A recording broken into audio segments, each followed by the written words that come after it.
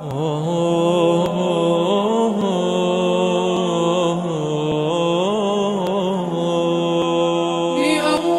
لحظة في العمر ألقاه، فلو أدري الكلام قلت أهواه. رفيق الساعة الأولى أنست به، فعشت بحب ما أوحى به الله. وسابقت الأحبة في تلاوته، وأنعم حين ألقاهم بلقياه. ولي شيخ إذا رتلت ألمحه، تقبلني من الإعجاب عيناه. Alhamdulillah, wassalatu wassalamu ala Rasulillah. Last night we completed the 28th juz, and inshallah I'm going to be just talking about one of those surahs, Surah At-Taghabun, and I'm going to focus in on the last verses of that surah. The word Taghabun, it means mutual loss, and I've mentioned earlier in the month the issue of what the definition of ghaban. Ghaban means when a person, as a businessman, he buys at a price and he sells at a lower price. Basically, he doesn't have a markup, and in fact he's losing his business, he's losing the money that he's supposed to be making. This in Arabic is known as ghaban.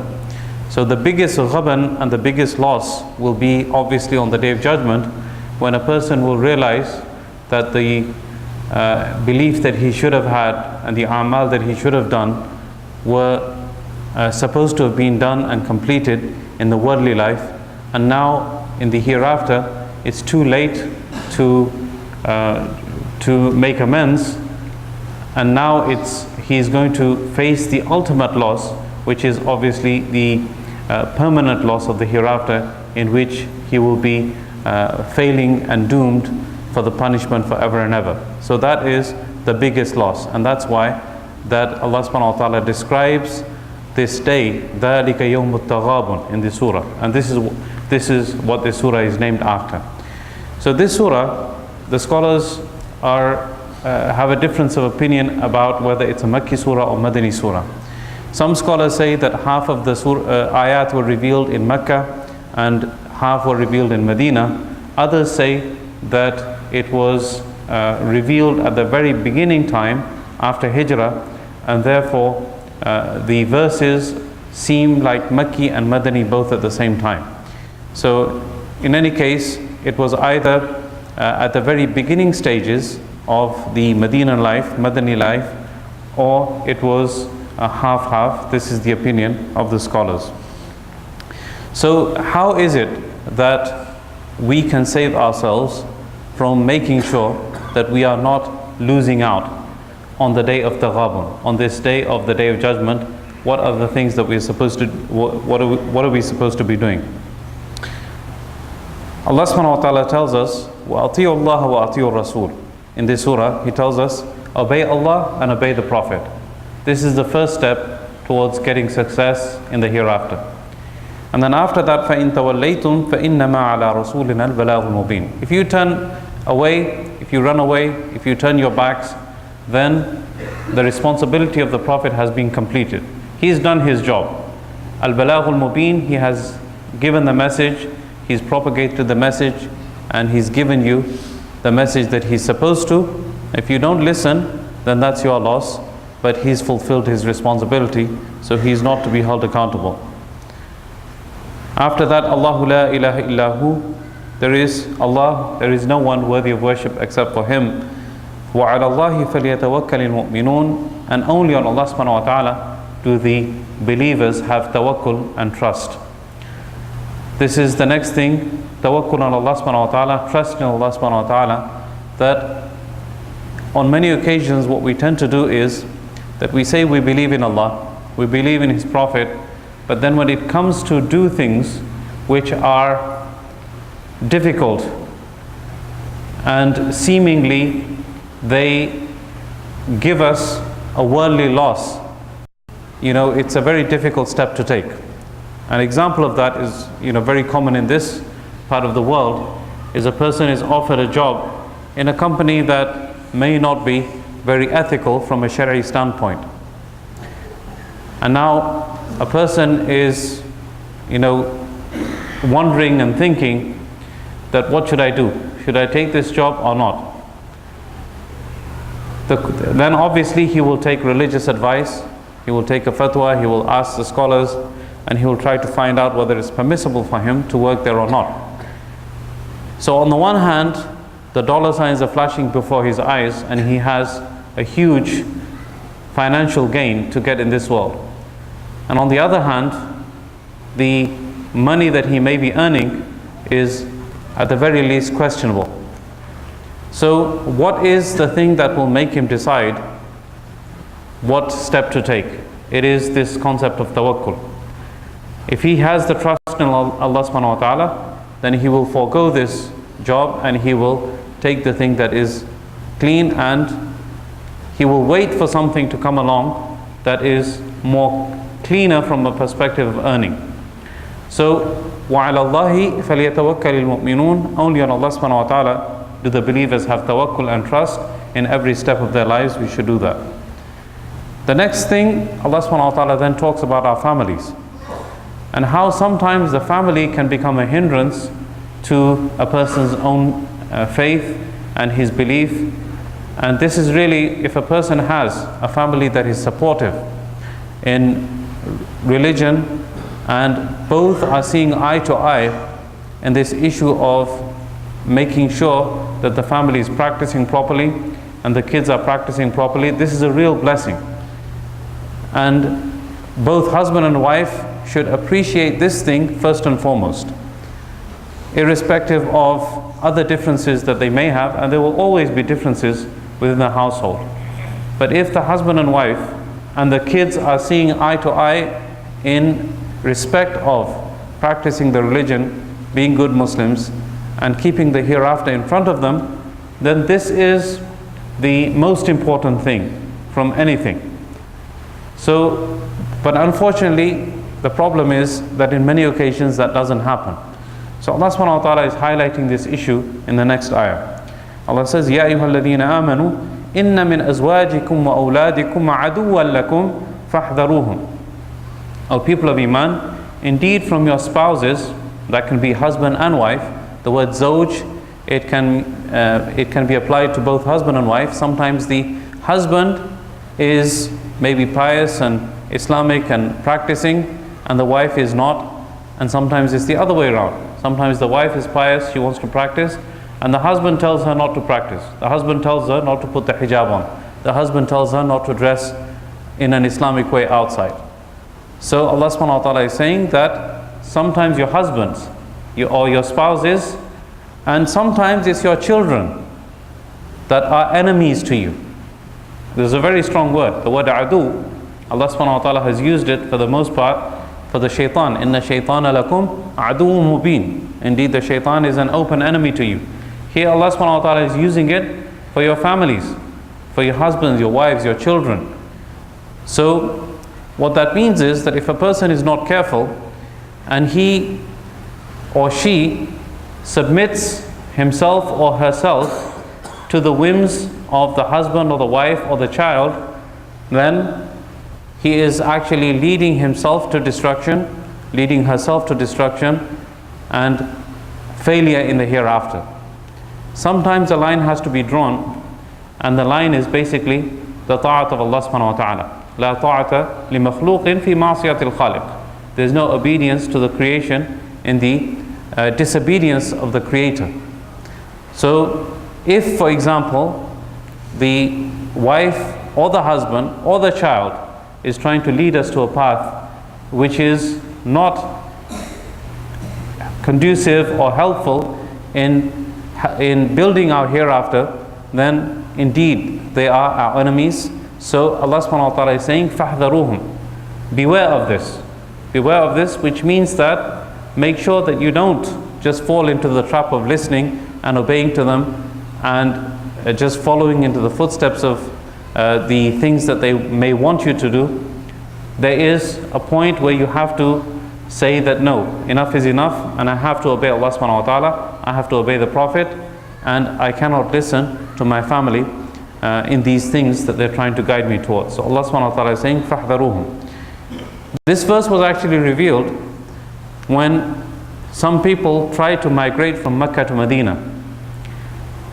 They were ready and willing to sacrifice everything, but the spouses, they were preventing them and pulling them back, saying that we have our family here, we have our household here, we have everything here. How can we just drop everything and leave and go to a place and just start a new life?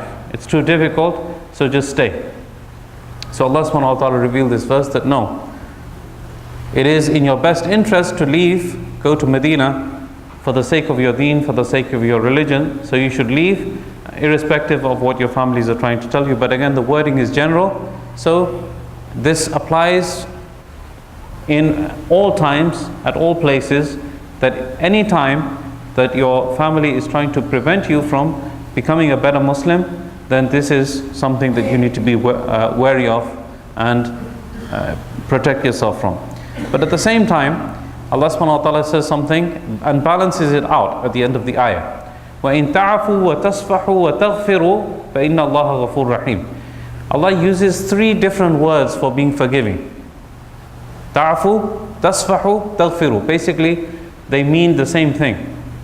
That it doesn't mean that you become a dictator at your house and you start beating your wife up, you start beating your kids up, and you start basically start doing zulm upon them because of the fact that they are becoming a hindrance to your becoming a better Muslim. There are ways that you can deal with this, but not in a way which is abusive and not in a way which is harmful to your wife or husband and kids. There is a way to do that, and the best way to do it is in a soft, gentle way, advising, encouraging, and talking to them in such a way that they don't start hating the religion. Okay, because if a person, for the sake of the religion, is becoming abusive, then the result of that will be that the wife or the husband or the child will start hating the religion. Okay, and you don't want that to happen. You want them to respect the religion and not be the means for them to start hating the religion. Allah subhanahu wa ta'ala says that if you are forgiving and you overlook and you are merciful, then indeed Allah subhanahu wa ta'ala, He Himself is Ghafur Rahim. إِنَّمَا أَمْوَالُكُمْ وَأَوْلَادُكُمْ fitna. Allah subhanahu wa ta'ala then emphasizes again the same thing. Indeed, your wealth and your children are a trial for you. The same example that I gave. The wealth is a trial, that how do we earn the wealth, where do we spend it, and sometimes the lack of it, sometimes having more of it. All of these situations are a trial for us. The same thing with the children. Sometimes the children are helpful, they are obedient, and sometimes they are disobedient and they are difficult for you. So this is also a trial that we are faced with. Okay, it's never going to be a walk in the park when it comes to raising the children, especially in an environment that we have in this country. So Allah subhanahu wa ta'ala has told us already that this is a trial for you, but at the same time, Wallahu indahu ajrun azim. The person who remains steadfast and he tries to guide his children and he tries to make sure that his earnings are halal and he does his best to do what he's supposed to do as a Muslim, Allah subhanahu wa ta'ala, He has with him a huge reward. Wallahu indahu ajrun azim. Finally, Allah subhanahu wa ta'ala says, فَاتَّقُوا اللَّهَ مَا اسْتَطَعْتُمْ. So now we've understood the difficulties and challenges. What are we supposed to do? Be aware of Allah subhanahu wa ta'ala, have the fear of Allah subhanahu wa ta'ala, مَا اسْتَطَعْتُمْ, as much as you can.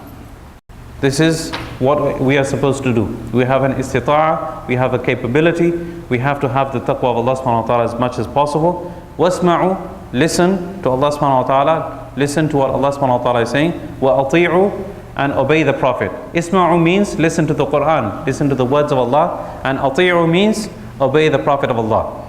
وَأَنْفِقُوا خَيْرًا لِأَنفُسِكُمْ, and spend in the path of Allah subhanahu wa ta'ala, whether it's the obligatory charity or the non-obligatory charity. It is better for you when you are spending it and you are reserving it for yourself in the hereafter. وَمَنْ يُوقَ شُحَّ نَفْسِهِ فَأُولَٰئِكَ هُمُ الْمُفْلِحُونَ. Whoever is saved from the shuh of his nafs. Shuh means a combination between bukhl and greed. A combination of stinginess and greediness. This is known in Arabic as shuh. So when a person combines both of these things and he saved himself from stinginess and greed, then Allah subhanahu wa ta'ala says, فَأُولَٰئِكَ هُمُ الْمُفْلِحُونَ. These are the people that are successful. Why? Because they are reserving for themselves an investment for the hereafter. They are spending in charity. Again, the next ayah says the same thing about spending. إِن تُقْرِضُوا اللَّهَ قَرْضًا حَسَنًا يُضَاعِفْهُ لَكُمْ وَيَغْفِرْ لَكُمْ. If you give Allah subhanahu wa ta'ala a good loan, why does Allah subhanahu wa ta'ala refer to it as a loan? When a person gives in charity, he is giving a loan to Allah subhanahu wa ta'ala. When you give a loan to somebody, you are giving it with the understanding that you will be paid back. Allah subhanahu wa ta'ala doesn't need a loan from us. He doesn't need anything from us. But the wording is that when you give a loan to someone, when you give this loan to Allah, then for sure you're going to get it back. And not only are you going to get it back, Allah says, يُضَاعِفْهُ لَكُمْ. He is going to multiply it for you. He's going to increase that investment for you. And He's going to pay you back manyfold. And on top of that, وَيَغْفِرْ لَكُمْ, for the sake of you, because of the fact that you stood up and you spent in His path, He is also going to be forgiving to you. Wallahu shakurun halim. Allah subhanahu wa ta'ala is shakur and He is halim. Shakur means He rewards a person for him doing what he's supposed to be doing. Shakur means grateful. This is the real meaning of shakur. So Allah is grateful, meaning He will recompense the person for doing the good that he did, because He's grateful to him for doing that. And halim, He is also forbearing, that when people are continuously disobeying Allah subhanahu wa ta'ala, He doesn't immediately send a punishment down to them, but He's halim, He has forbearance, and He doesn't immediately punish a person. He delays it, He delays it, He delays it until when He decrees that punishment to come, either in this world or the hereafter, then He will give it, but not all the time. عَالِمُ الْغَيْبِ وَالشَّهَادَةِ الْعَزِيزُ الْحَكِيمُ. He is the knower of the unseen, and He is the knower of what is seen, and He is Al-Aziz, He is the Almighty, and He is the All-Wise. The summary basically, that Yawm al-Taghabun is the day of loss, the day of judgment is the day of loss. How do we stay away from that loss? Obedience of Allah subhanahu wa ta'ala, obedience to the Prophet, making sure that our family is on the straight path, not to fall into the trap of following that family that is leading us to the disobedience, and to remain steadfast and to spend in charity as much as we can. This will result in us not being those people who get this huge loss on the Day of Judgment, and instead, inshallah, we'll be the ones that will get the success, the eternal success of the hereafter, and these are the means of doing that. I pray that Allah subhanahu wa ta'ala gives us tawfiq to understand and practice what has been said and heard.